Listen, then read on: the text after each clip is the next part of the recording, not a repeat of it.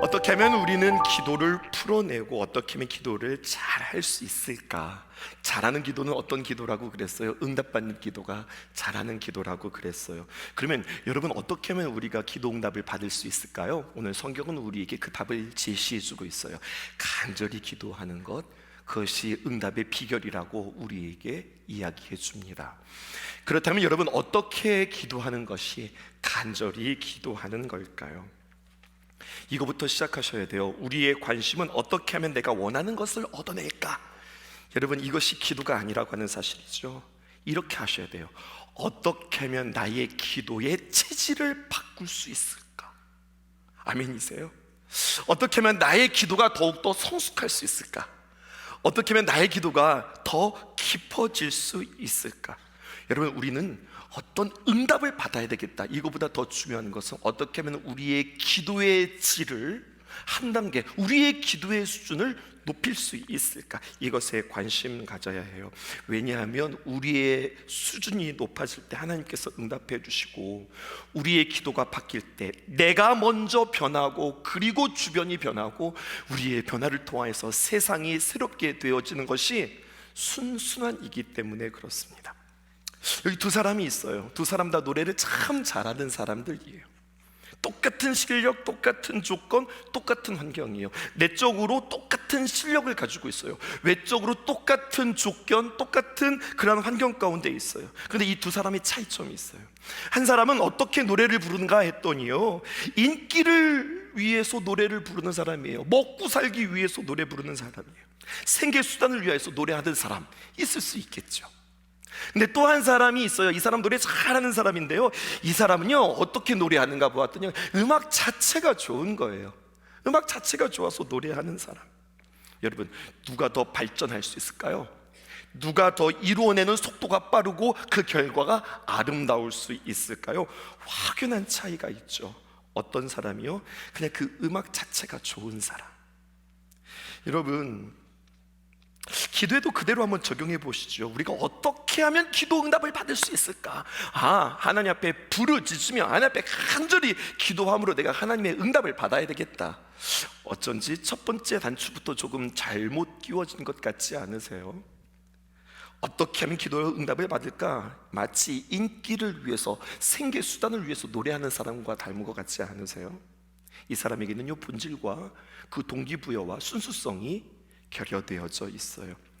음악 자체가 좋아서 노래하는 사람처럼 기도 자체가, 다시 말하여서 내가 주님과 가까이함이 참 좋아서 그렇게 기도하는 사람, 이 사람이 더 기쁜 기도, 더 성숙한 기도, 하나님 앞에 응답받는 기도의 사람이라 할 수 있겠습니다. 오늘 마태복음 15장을 준비하면서 여러분들과 함께 귀한 말씀 나누고 싶었는데요, 여러분, 이 말씀 오늘로 그냥 다 끝내려고 그랬는데 하나님께서 부어주시는 마음이 너무너무 나꿔서 오늘 그냥 22절 한 말씀만 가지고도 여러분들과 너무나도 귀하게 나눌 보석 5개를 발견했어요. 하나님께서 주셨어요. 왜 이런 날 있잖아요. 막 설교 준비하면서 우리 성도들이 오늘 밤만큼 진짜 맛있게 먹었으면 좋겠다, 이런 날 흔치 않은데 우리 성도들 오늘 이 말씀 하나도 놓치지 말고 5개 다 챙겨서 정말로 우리의 기도의 수준이 확 올라갔으면 좋겠다. 여러분, 이러한 소원 가지며 오늘 마태복음 15장 22절만 가지고 여러분들과 함께 자랑하듯 설교하는 것이 아니라 정말로 하나님의 귀한 마음 여러분들에게 전달하듯 그렇게 오늘 말씀 준비했습니다. 그래서 앞에서 그렇게 인사한 거예요. 하나님, 여러분 참 사랑하신대요. 하나님이 저를 사랑하시고 하나님 여러분들 참 사랑하신대요. 하나도 놓치지 말고 5개 다 챙겨갈 수 있기를 주님의 이름으로 축복합니다. 오늘 본문에 보니까 22절 상반절에 이렇게 시작하네요. 가나안 여자가 등장합니다. 이 여자를 표현하기를 가나안 여자 이렇게 표현하고 있어요. 병행 구절이 있습니다. 어떤 구절이 있냐면 마가복음 7장 26절에는 이 가나안 여자를 누구라고 여기냐, 띄워주실까요? 수로보니게 여인이다 라고 표현하고 있어요. 마태복음에서는 가나안 여인, 똑같은 여인인데 마가복음에서는 수로보니게 여인. 이게 뭐가 맞는 거예요? 둘 다 맞는 거예요. 여러분, 가나안 여인이라고 할 때는요, 이 여인의 민족을 이야기하는 거예요.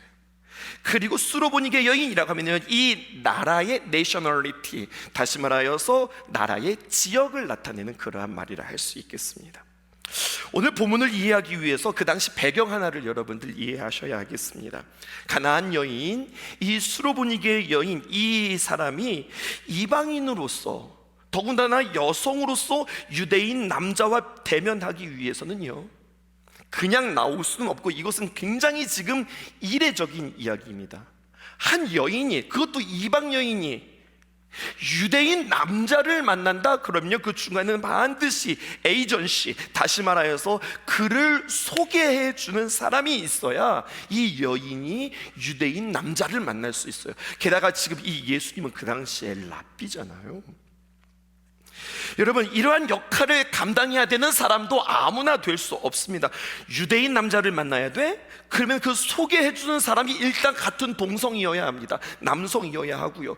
두 번째, 부탁하는 사람과 혈육관계 혹은 친척관계이어야 하고, 그래야 그 사람을 잘 알고 혈육이어야 이렇게 소개할 수 있고, 마지막 세 번째는 이 소개해 주는 사람이 유대인이든지 아니면 유대인을 통하여서 유대인 남자를 소개받아야 하는, 이게 정상인 겁니다. 그래야 한번 만날 수 있는 거예요. 그런데 오늘 보세요. 이 여자가 이러한 과정 없이 그냥 득달같이 이 여인이 주님 앞에 무릎 꿇어 주님을 찾고 있는 모습을 보게 되었습니다. 무엇을 이야기하는 걸까요? 이 가나안 여인, 이 수로보니게 여인은 그 여인을 챙겨줄 가족, 남자가 없는 겁니다. 그들을 돌봐줄 친족이 없는 겁니다. 이 말은 또 무슨 말인 줄 아세요? 이겁니다. 이 여인에게 있어요 유일한 소망, 유일한 기대, 유일한 믿음은 누구라는 이야기예요? 이 딸 하나밖에 없다는 사실이에요. 유일한 소망이 이 딸이었던 이 여인에게 이 여자아이가, 자신의 딸이 아파요. 근데 그냥 아픈 것이 아니라 귀신 들렸어요. 근데 오늘 성경을 보니까 이 귀신이 그냥 귀신 들린 것이 아니라 흉악한 귀신이 들렸다. 오늘 성경은 우리에게 이렇게 이야기하고 있습니다. 그런데 성경은 굳이, 특별히 마태복음에서 구약 전체를 통하여서 여러분 뭐라고 표현하면 이 여인을 가나안 여인으로 표현하고 있잖아요. 여러분, 여기는 의도가 있어요. 구약 전체를 통틀어서 이 이스라엘의 민족의 대적이 가나안 민족이었습니다. 특별히 이방 민족은 유대인 빼면 다 이방 민족이잖아요. 그러니까 숱한 유대인 이방 민족이 있는데 그 중에서 가나안 족속은 가장 적대적인 관계예요. 성경이요, 이 여인을 소개하는데 지금 뭐라고 소개하고 있느냐? 마태복음, 여러분 마태복음, 마가복음, 누가복음, 요한복음, 여러분 누가 함께 이 말씀을 정리하면서 마태복음 누구를 향한 말씀이라고 그랬어요? 유대인을 향한 말씀이라고 그랬죠. 이 유대인을 향한 복음이 마태복음인데, 이 여인을 소개하는데 누구라고 소개하느냐? 이 이스라엘과 적대적인 관계였던 그 가나안 족속의 가나안 여인이다, 이렇게 표현하고 있어요. 조금 어렵게 설명했나요? 성경 관주에 보면 이렇게 기록되어져 있더라고요. 표현해 보겠습니다. 그 여인을 가나안 여인으로 표시한 것은 이스라엘 대 가나안이라고는 지루하고도 낡은 대립관계를 의도적으로 부각시키기 위한 표현이었다, 이렇게 표현하고 있어요. 관주 해설 성경, 특별히 독일 성서공회의 해설을 보면은 이렇게 기록되어져 있더라고요. 근데 여러분, 이 가나안 여인, 이스라엘과 적대적인 관계 가운데 있었고 그렇게 눈에 들지 않는 이 여인, 근데 성경의 묘사를 보세요. 22절에 보니까 이렇게 기록되어 있습니다. 가나안 여인 하나가 어떻게 되었습니까? 그 지경에서 나왔다. 그 이방인 땅에서, 가나안 땅에서 나와서 지금 어디로 왔느냐? 예수님이 있는 그 유대 땅으로 왔다라고 하는 거예요. 오늘 이 말씀에 여러분 간절한 기도 하나를 배울 수 있습니다. 자신의 소속, 자신의 신분, 자신의 유일한 소망이 그러한 지경에 있을 그 여인이 오늘 어떻게 합니까? 그 자리에 머물지 않고 오늘 보니까 그 속한 곳에서 나왔다, 이렇게 이야기하고 있어요. 그 춘천에 제가 잘 아는 목사님이 늘 하시는 이야기가 있어요. 여러분들 잘 아시는 목사님이에요. 그분이 항상 이렇게 이야기해요. 똑같으면 똑같을 뿐이지만 다르면 다릅니다. 그 목사님 누군지 아세요? 여러분, 이거 굉장히 중요한 표현이에요. 똑같으면 똑같을 뿐이지만 다르면 달라집니다. 이게 어떤 표현이냐면 조금 더 이것을 풀어드릴게요. 이렇게 설명해 드리고 싶어요. 똑같으면 그냥 똑같은 일상의 반복일 뿐이에요. 그런데 우리가 조금이라도 다르잖아요. 그러면 그 똑같았던 그 반복의 순환고리를 끊고 여러분, 드디어 새로운 시작이 시작되는 겁니다. 이 여인이 그 지경에서 나왔다라고 하는 것은 이렇게 해석해 보면 어떨까요? 여러분, 그리스도를 정말로 만나고 그 지경에 머물러 있으면 고민거리지만 그 지경에서 나와서 소리를 지르면 띄워주시지요. 이것은 무엇이 되는 줄 아십니까? 기도 제목이 되는 겁니다. 우리가 그 지경에 머물러 있으면 그냥 고민거리가 되지만 그 지역에서 나와서 주님 앞에 소리를 지르면 그것은 기도 제목이 되는 겁니다. 그 여인이 그 지경에서 나왔던 것처럼, 그리고 소리를 질렀던 것처럼, 누구에게요? 예수님에게. 왜 소리를 질렀을까요? 예수님이 유일한 이제 소망이니까. 그렇게 주님 앞에 나와서 기도하는, 그래서 나의 문제를 가지고 내가 씨름하기보다는 그 자리에서 나와서 우리에게 유일한 소망 되시는 그 예수님 앞에 부르짖을 수 있는 그 기도, 여러분, 이것이 간절한 기도의 시작이라고 할 수 있겠어요. 여러분, 유명한 말이 있습니다.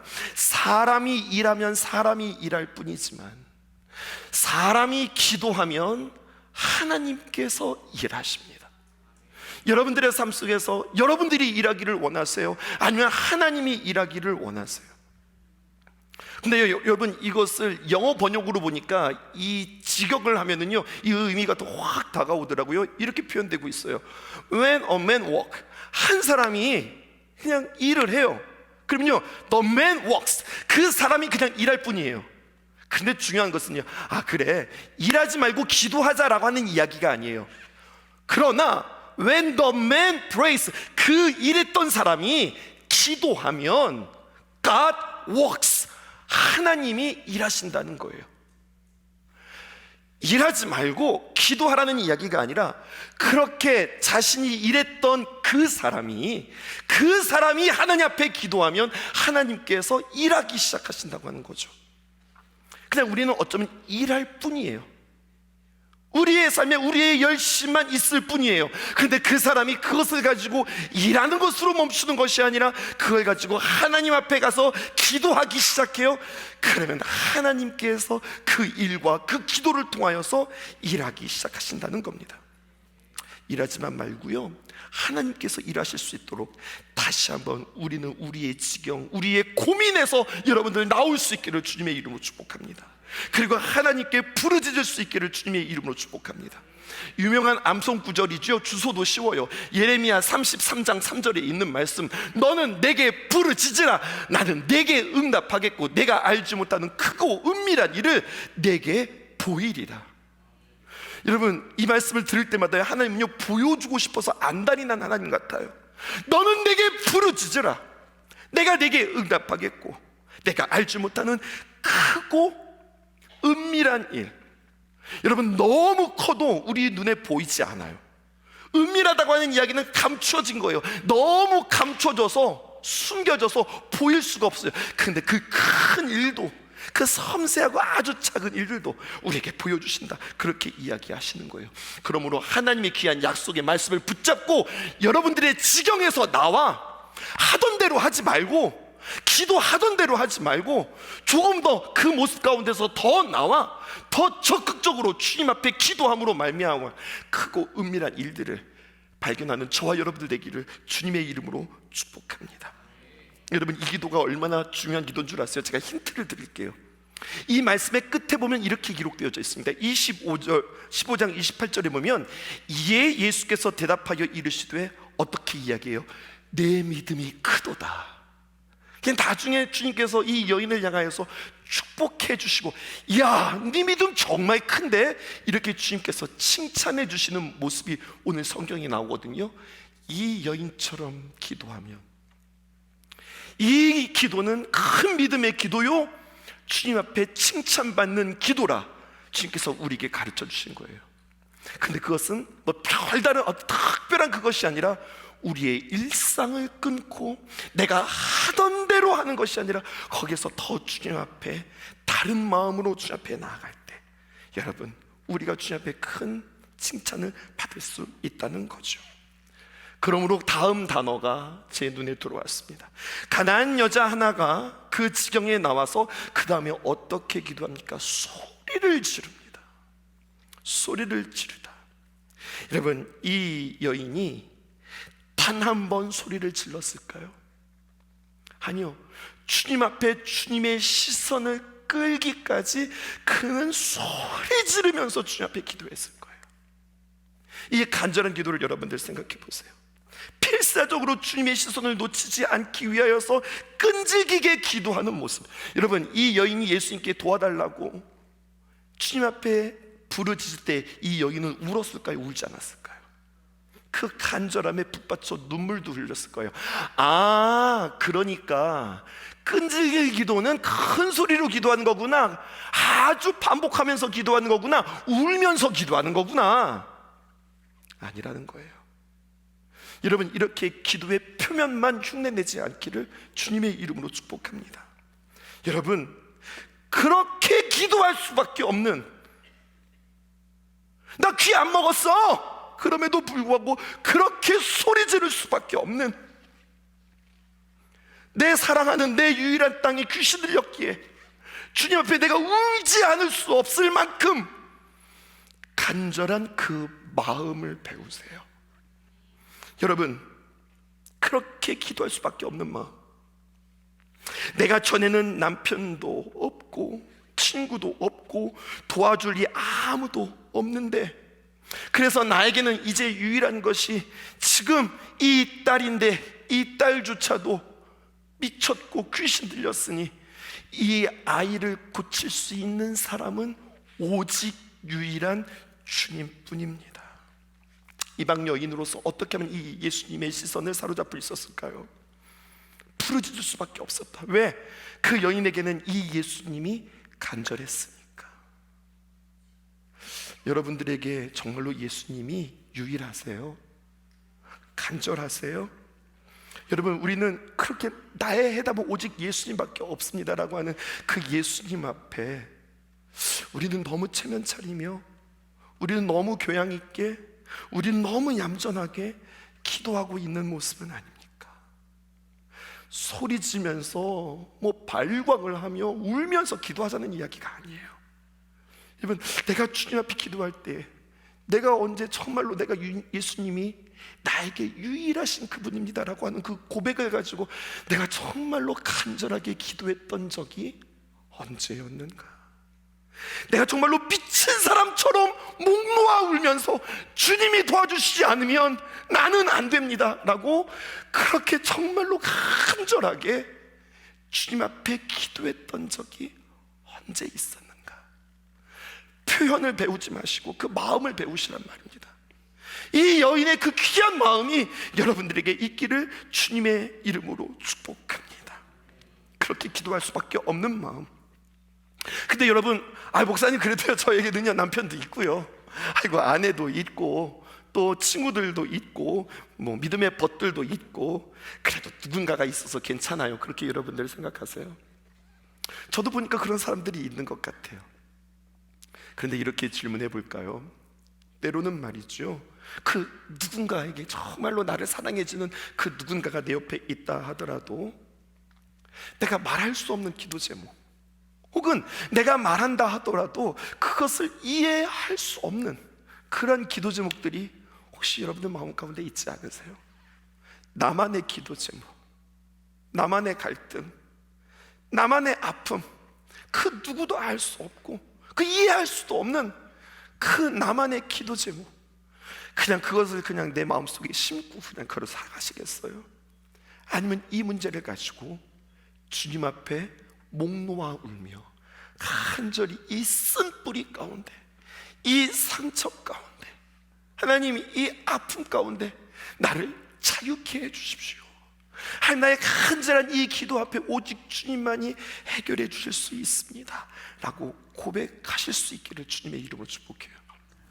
이 문제가 있는 것이 어쩌면 당신은 그래서 행복자입니다. 내가 주님 앞에 기도할 제목이 있다. 그래서 그냥 그 지경에 머물지 말고 그 기도 제목 가지고 나와 주님 앞에 간절히 기도하는 저와 여러분들 되어지길 주님의 이름으로 축복합니다. 네 번째, 이 여인이 이렇게 기도합니다. 주님을 부르는데 주 다윗의 자손이여 이렇게 부릅니다. 여러분, 주 다윗의 자손이여. 오늘 이 본문의 말씀의 전후를 살펴보면은요, 심지어는 그 하나님을 그렇게 잘한다고 하는 사람들조차도, 성경을 그렇게 잘 아는 사람들조차도, 유대인들조차도 고백하지 못했던 그 예수님의 정체성, 그 예수님을 정확하게 부르는데 뭐라고 이야기하느냐, 다윗의 자손이여 라고 하는 표현은요, 당신의 혈육이, 이게 계보가 다윗의 자손이죠, 이런 뜻이 아니라 이것은 메시아라고 하는 뜻입니다. 우리를 구원하실 자라고 하는 뜻입니다. 그리고 그 앞에 다윗의 자손이요 라고만 고백하지 않고 그 앞에 주 다윗의 자손이요 이렇게 고백하는 겁니다. 그 당신이 나의 주인입니다. 우리가 주여라고 고백하는 것처럼 그 예수님을 향해서 예수님만이 나의 주인이십니다. 주님만이 나에게 명령하실 수 있습니다. 주님만이 나를 다스릴 수 있습니다라고 나의 기도의 대상자를 정확하게 보고서 기도한다는 사실이죠. 여러분, 굉장히 단순하지만 굉장히 중요한 이야기입니다. 나는 누구에게 기도하는 거예요? 하나님께 기도하는 거예요. 전능하신 하나님, 무소부지하신 하나님, 여러분, 모든 것들을 알고 계시는 그 하나님께 기도하는 거예요. 누구의 이름을 가지고 기도하는 거예요? 예수님의 이름을 가지고 기도하는 거예요. 무슨 힘을 가지고 기도하는 거예요? 성령님의 힘을 가지고 기도하는 거예요. 우리는 하나님 아버지께 기도하는 겁니다. 예수님의 이름을 가지고 성령님의 귀한 감동을 통하여서 이 여인이 그 마음 가운데 간절함, 유일합니다 라고 고백할 수밖에 없었던 것은 이 여인의 간절함 뿐만 아니라 그 여인에게 주신 하나님의 귀한 마음이 있었다고 하는 사실이죠. 오늘 마지막입니다. 오늘 이 기도 제목의 가장 하이라이트입니다. 뭐라고 이야기하느냐, 이렇게 이야기합니다. 주 다윗의 자손이여 나를 불쌍히 여기소서. 제가 과외 선생이라고 한다면요, 여기다가 형광펜을 치세요, 그리고 별표 5개를 붙이세요, 이렇게 여러분들에게 말씀드리고 싶어요. 이게 간절한 기도의 핵심입니다.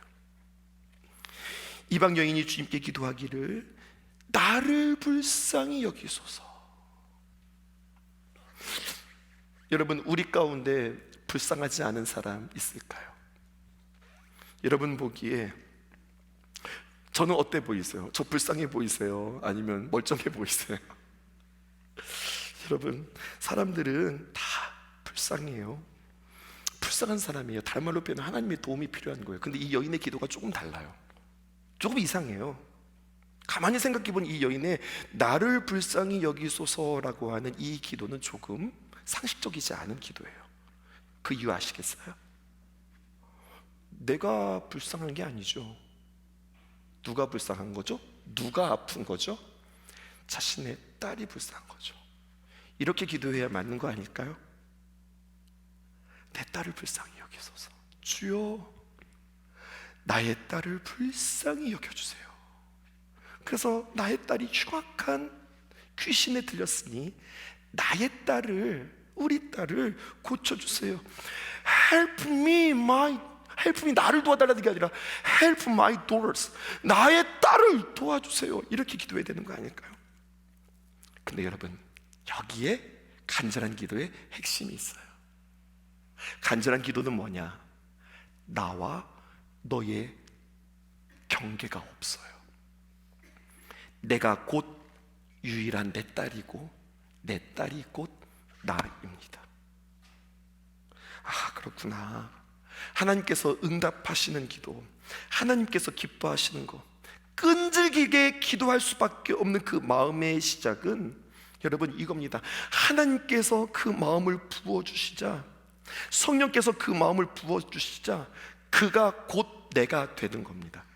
근데 여러분, 이 비유는 약간 적절치 않아요. 왜냐하면 이거 지금 내 딸이니까, 이게 당연히 내 딸의 아픔은 내 아픔이죠. 근데 이 이야기를 조금 더 확장시켜 보세요. 어떻게 되어지냐면, 여러분, 그가 내 아픔이 되고 그 일이 내 일이 되어지는 거. 지금 이 여자는, 이 딸이 그냥 소중하니까 그냥 네 아픔이 내 아픔이야, 네 고민이 내 고민이고 너의 고통이 나의 고통이야, 이거 되는 거거든요. 이거는 노력하지 않아도 되는 거예요. 근데 이것을 확장시켜서 당신과 내가 무슨 상관이 있어, 너와 내가 무슨 상관이 있어. 그런데 말이에요, 아까 기도한다고 그랬죠. 누구에게 기도해요? 하나님께 기도해요. 누구의 이름으로요? 예수님의 이름으로요. 누구의 힘으로요? 성령님의 감동과 그 힘으로. 내가 누구를 만났는데 성령님께서 나에게 부어주시는 마음이, 성령께서 그 마음을 부어주시자 당신의 고통이 나의 고통이 되고 당신의 안타까움이 나의 안타까움이 되며, 여러분, 이 시대의 아픔이 나의 아픔이 되고 이 시대의 죄악이 나의 죄악이 되어서 내가 하나님 앞에 회개하는 역사가 일어난다고요. 여러분, 이것이 간절한 기도의 핵심이라 할 수 있습니다. 여러분, 충성 여러분들과 함께 배우면서 나만 장군의 어린 여종이 말하기를 이렇게 이야기하잖아요. 한번 우리 리마인드 해볼까요? 지난주에 우리가 함께 나눴던 말이죠. 그의 여주인에게 이르되, 이 여종이 하는 말 좀 보세요. 우리 주인이 사마리아에 계신 선지자 앞에 계셨으면 좋겠습니다. 어쩌면 이렇게 말을 예쁘게 해요. 여러분, 누가 좋아요? 내가 좋겠다는 이야기예요. 누군데요? 우리 주인이 말이에요. 그 나만 장군을 지금 뭐라고 이야기하냐? 우리 주인이라고 이야기하는 거죠. 중학교 2학년 때였나요? 한 번은 학교 선생님께서 심부름을 시켜서 교무실에 갔는데 마침 담임선생님이 안 계신 거예요. 그래서 옆에 계신 선생님께 제가 이렇게 물었어요. 선생님, 우리 담임 선생님 어디 계세요? 그랬더니 우리 담임 선생님이 아닌 선생님이 배가 아파서 어디 갔는지 모르겠는데, 그렇게 이야기하셨던 옆에 선생님의 말이 기억이 나요. 야, 너만 우리 선생님이냐? 그렇게요. 여러분, 이 말씀을 묵상하는데 다시 한번 떠올랐어요. 우리라는 거죠. 우리 나만 장군이 그 엘리사 선생님 앞에 갔으면 참 좋겠습니다. 내가 좋겠다는 이야기죠. 그 뒤 이야기들을 제 머릿속에 한번 이렇게 꾸며보았어요. 나만 장군과 여종의 대화 속에서, 그런 관계 속에서 충분히 이렇게 대화했을 것 같아요. 야, 네 말대로 나 내일 사마리아로 간다. 그리고 엘리사 선생님 만나려고 그래. 그랬더니 이 여종이 하는 말이, 정말요? 아, 그렇게 하시려고요? 아, 정말 다행이에요. 너무 좋아요. 감사해요. 고마워요. 야, 네가 뭘 감사해? 아, 내가 감사해요. 네가 뭘 고마워? 아, 제가 고마워요. 우리 나만 장군님이 그 엘리사 선생님을 이렇게 가신다니 내가 너무 감사해요. 내가 고마워요. 여러분, 이 여종이 감사할 게 뭐가 있고 고마울 게 뭐가 있어요? 그런데 거기 가서 나을 것을 생각하니 내가 너무 좋아서 그렇게 선택해 주셔서 너무 감사해요, 너무 고마워요 라고 이야기하지 않았을까 생각해 보는 거죠. 오늘 이 여인의 기도는 복잡하지 않았어요. 하나님 앞에 나아가서 뭐라고 이야기하느냐? 긍휼히 여겨주시옵소서, 불쌍히 여겨주시옵소서 라고 그렇게 기도하는데, 놀랍게도요, 여러분, 긍휼히 여겨주시옵소서, 불쌍히 여겨주시옵소서라고 하는 이 기도는 시편에 보았더니요 12번이나 등장하는데, 긍휼이라고 하는 단어, 불쌍히 여기다라고 하는 단어 수많고요. 어떻게 단어를 찾냐면, 여호와여 불쌍히 여기소서, 여호와여 긍휼히 여기소서라고 하는 편이 12번 등장하더라고요. 예를 들어 드릴게요. 시편 27편 10절이에요. 여호와여, 내가 소리를 내어 부르짖을 때에 들으시고 또한 나를 긍휼히 여기사 응답하소서. 긍휼히 여기다, 불쌍히 여기다 라고 하는 뜻이에요. 또 이렇게 성경이 이야기하고 있습니다. 시편 69편 16절의 말씀입니다. 이렇게 기도해요. 여호와여, 주의 인자심이 선하오시니 내게 응답하시며 주의 많은 긍휼에 따라 내게로 돌이키소서. 무엇을 지금 구하고 있어요? 하나님의 긍휼을 구하고 있죠. 근데 여러분, 하나님 앞에 긍휼을 구하는 게 잘하는 기도구나, 그 근거가 나옵니다. 시편 103편 13절에 있는 말씀이에요. 아버지가 자식을 긍휼히 여김같이 여호와께서는 자기를 경외하는 자를 어떻게 여기신다고요? 긍휼히 여기시나니. 여러분, 여기에는요 이러한 고백이 있어요. 주님, 나를 긍휼히 여겨주세요, 불쌍히 여겨주세요 라고 하는 것은 그냥 막연히 나를 긍휼히 여겨주세요, 나를 불쌍히 여겨주세요가 아니라 그렇게 나를 긍휼히 여겨주시는 그분은 누구라는 거예요? 나의 아버지와 같은 분이라는 겁니다. 아버지가 자식을 긍휼히 여긴 것 같이 그 마음 가지고 나를 긍휼히 여겨주세요. 이 여자가 예수님께 나아가서 그냥 막연히 나 좀 불쌍히 여겨주세요, 제발 나 좀 불쌍히 여겨주세요 이렇게 기도하는 것이 아니라 그 말은 어떤 말이냐면 그 아버지가, 그 예수님이 나를 마치 자녀처럼 긍휼히 여겨주실 것이라고 하는 믿음 가지고 주님 앞에 나가는 거예요. 오늘 말씀을 마치고자 합니다. 사랑하는 성도 여러분, 우리가 주님 앞에 간절히 기도하는 그 기도는 처음 여러분들과 함께 나누었죠. 하나님이 당신 참 사랑하신답니다. 정말로 예언처럼 여러분들에게 태어나듯 말씀하고 싶었어요. 선지자처럼 여러분들에게 말씀드리고 싶었어요. 하나님이 당신을 참 사랑하신답니다. 그 사랑하시는 하나님 앞에 어떻게 구합니까? 주여 나를 불쌍히 여겨주시옵소서, 긍휼히 여겨주시옵소서. 주님만이 나를 건지실 유일한 대안입니다. 유일한 소망입니다. 이렇게 우리가 주님 앞에 그 주님을 믿고 기도하는 거예요. 어떻게 내가 좀 열심히 기도하면, 더 세게 기도하면, 간절히 기도하면 하나님께서 나의 기도를 들어주실란가? 이게 아니라 이미 나를 긍휼히 여겨주시고 불쌍히 여겨주시는, 나를 자녀로 여겨주시는 그 하나님의 마음을 알고 기도하는 거.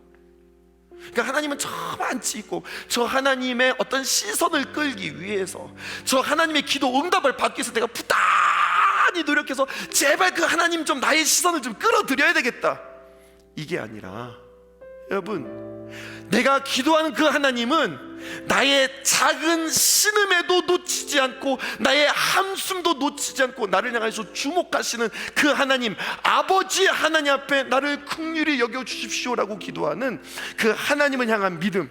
이 여자는 뭐라고 이야기합니까?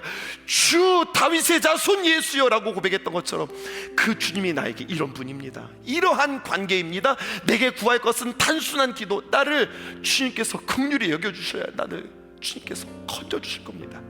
이 고백인 겁니다. 이 단순한 기도, 이 간절한 기도가 오늘 저와 여러분들에게 있기를 주님의 이름으로 축복합니다. 언제나 내 모습 너무나 부끄러워. 무릎으로 주님께 기도로 가오니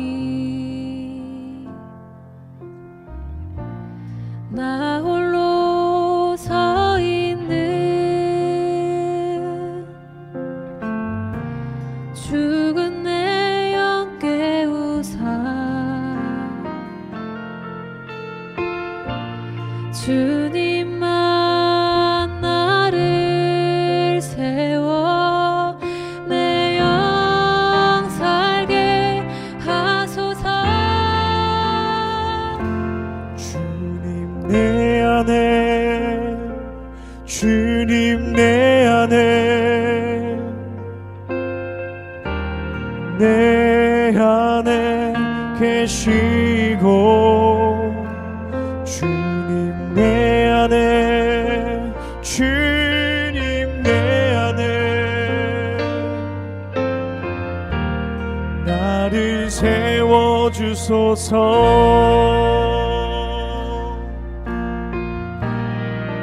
언제나 내 모습,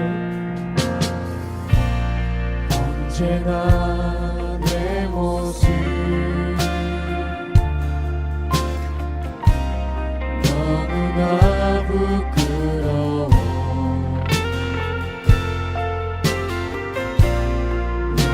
앞으로 주님께 기도로 가오니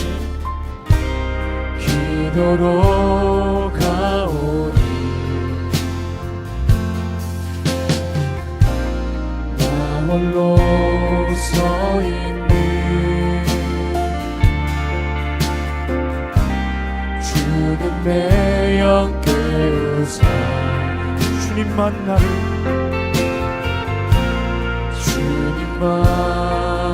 나를 세워 내 영 살게 하소서. 주님 내 안에 주님 내 안에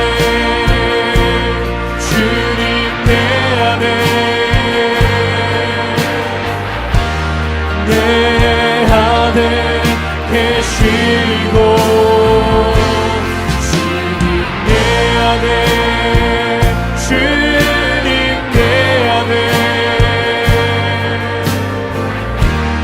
나를 세워주소서.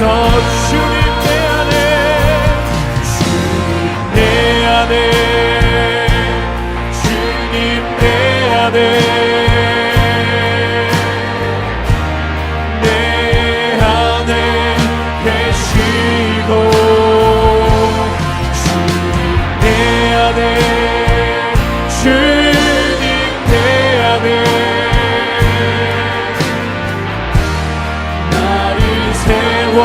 주소서.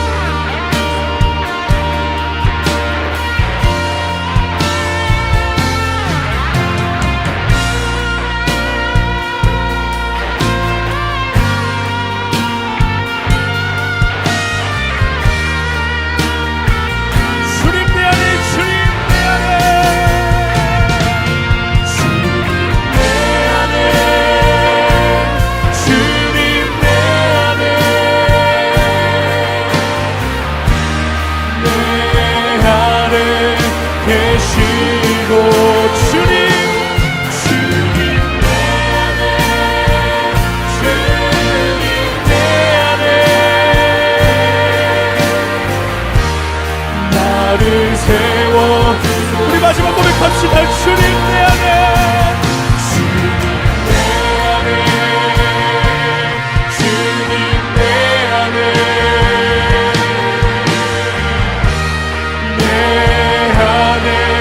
계시고